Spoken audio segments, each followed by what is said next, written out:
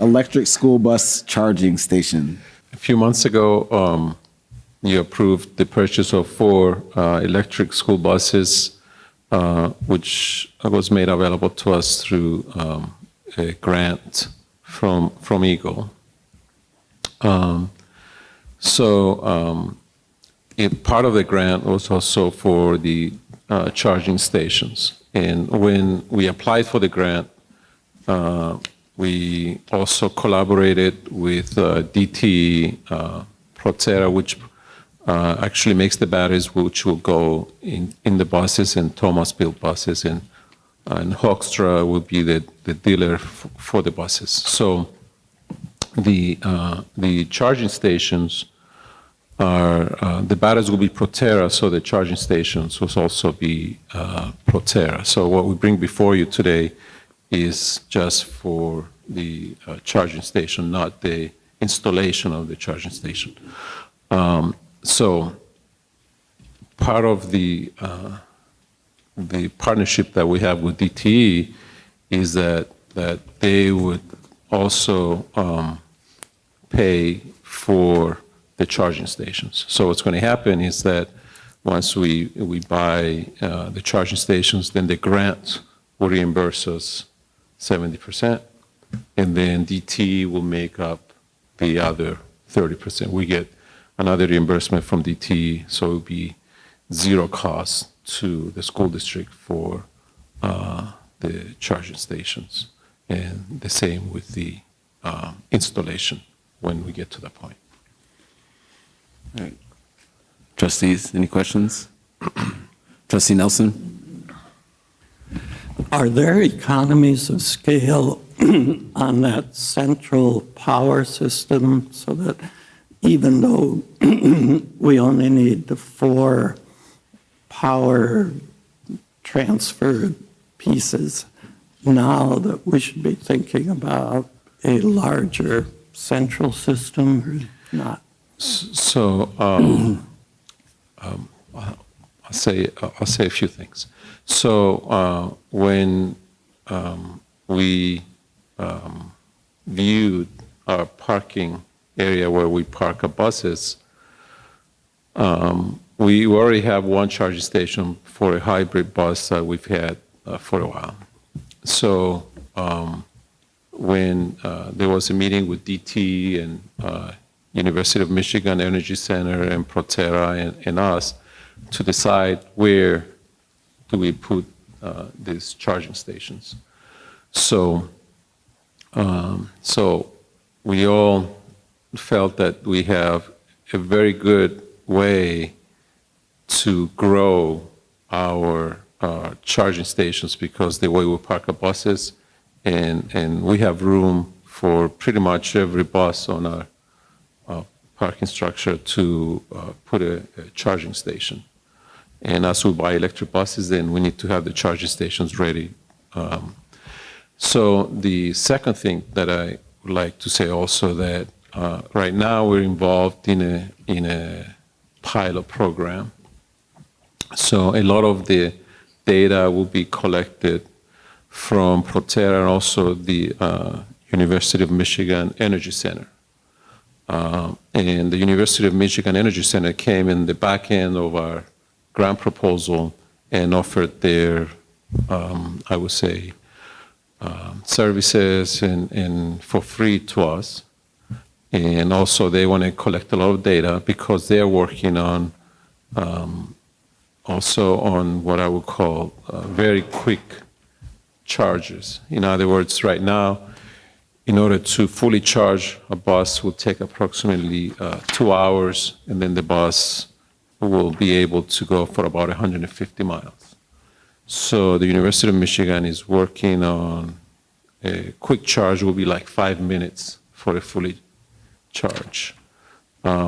So depending what happens with technology and going through this pilot program, I think, future people that will be in my position, your positions, Emil's position will be able to make better decisions how to grow the program and how fast and how go, so you're welcome. Anybody else? All right. Trustee Baskett? So we have electric buses now. They will be coming in August. Okay, I was just wondering how we were charging them if we didn't have the charging stations. Okay, thank you.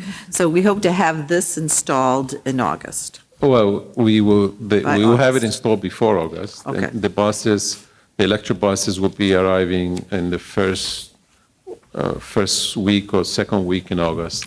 So they will have time for training for the drivers and getting used to it. Also, on our buses, we have like a GPS and other systems that we use for letting us know, for repairs and all those kind of things. So there's other systems that we will have to install on those buses, and it takes us 2 or 3 days to do that.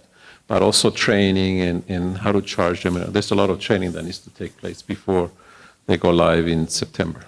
Thank you. That leads into my next question. So the drivers of these buses will receive additional training, or all of our bus drivers receive the same training on the electric buses? I'm not sure if all of them, but it should be a good number of them, because sometimes, drivers call in sick and all Right. those kind of things. So I would imagine that we would train maybe 15 drivers or so, Okay. And and sub-drivers. the expected life of this? So the buses do not have an engine. They have a battery. The battery is there's a warranty on the batteries for 8 years. So if anything happens to the battery, it will be replaced free of charge if it's within those 8 years. The pilot program is for 5 years.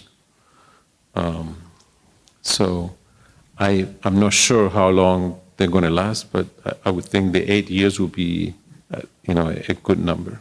So specifically to the charging stations that we're purchasing, they should last A lot 8 longer. years? Okay, I just wanted to clarify. And I'm not familiar with this technology, but you mentioned they have to be charged 2 hours for a 150-mile tour. So the type of batteries that are going into these buses, according to Proterra and the research that we did with DT, that is, they would take 2 hours, and then the length of how far the buses can go is 150 miles. Now, I would say also that some of in the summer, that won't be a problem. And they might go 170 miles. But in the wintertime, it remains to be seen. So this is some of the data that we'll be collecting. And then, depending how much city driving, all of our buses, all of our new buses have air conditioning. Mm-hmm. So we want to see also with air conditioning, how's that affect how far the charges go. So there's a lot of data too that needs to be collected. Is there, for some studious student that we have out there, I'm sure wanting to study our carbon neutrality ambitions, is there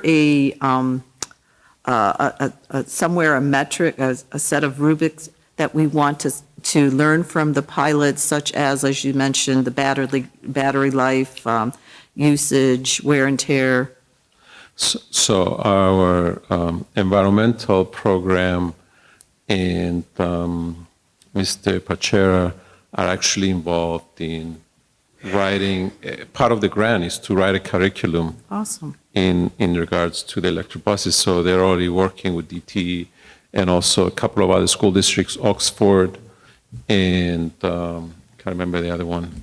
But they're working together to design a curriculum. And they have been doing that since December, I believe. All right, thank you.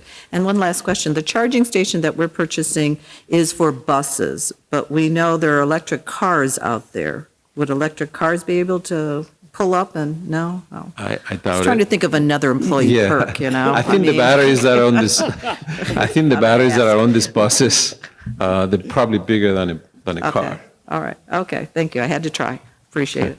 You're welcome. Trustee Nelson? I think we should consider having an open house after these buses come and, announcing over a couple of hours come and see our new buses. And if we think we could manage it, maybe even give people a ride. Yes, I had the opportunity to take a ride in one of them in Lansing, and it feels like a regular bus. They don't make noise, but they make them make noise. Oh. So to make it sound like a bus, because for safety reasons, so people know that it's coming and yes, but it's quiet if it's. So, couple questions. So you said that it's a 5-year pilot. That Yes. the buses are the useful life for a bus is 8 years. The useful life for the charger is at least 8 years. We think.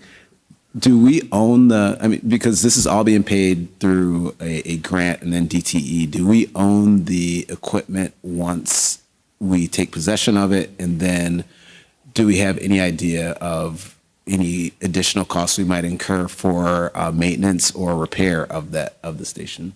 Sure.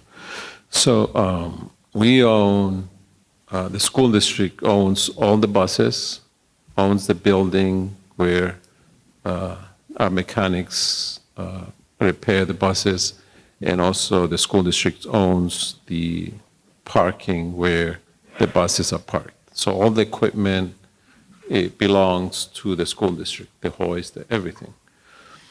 The school district contracts basically for bus drivers and mechanics and the management of, so the dispatchers, the general manager, the office people, that those are contracted out to Durham. But all the equipment, everything belongs to the school district. Even though this is paid partly from federal grants, partly from DTE, and then partly from our bond issue. When we pay for it, then it's ours. We enter into, part of our grant is that we have this 5-year pilot, but we still own the equipment. But we do have a contract to collect the data and share the data and kind of design a curriculum that will include, for some students, how to use the buses, what it means, and all those kind of things, which we are working on right now.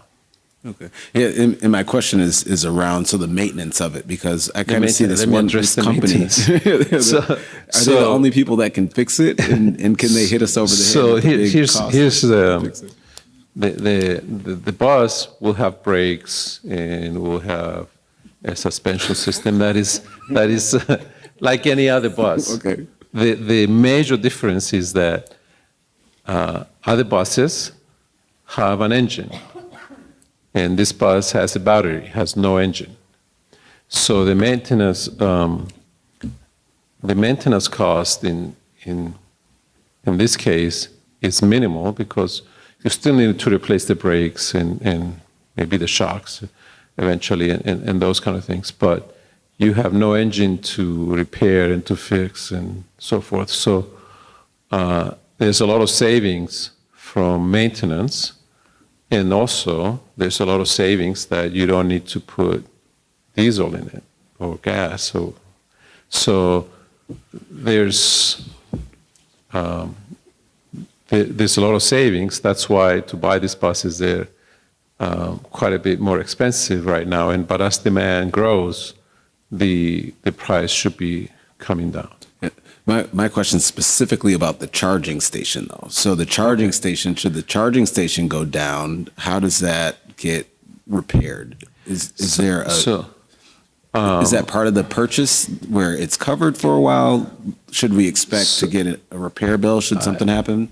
I don't know how to answer that correctly, so I would rather go back and give you the right answer. Okay.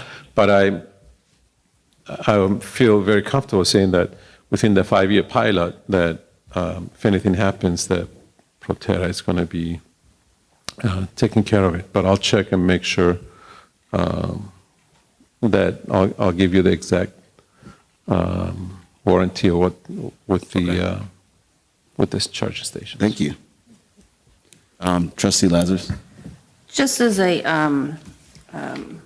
cleanup here, the funds will be provided by the 2015 bonds. So carrying back to the question before, so we'll pay for it through the 2015 bonds. Once the grants come in, then those grants will go back into the 2015 bonds and be available to use for buses, purchase issues. That is correct. Okay. With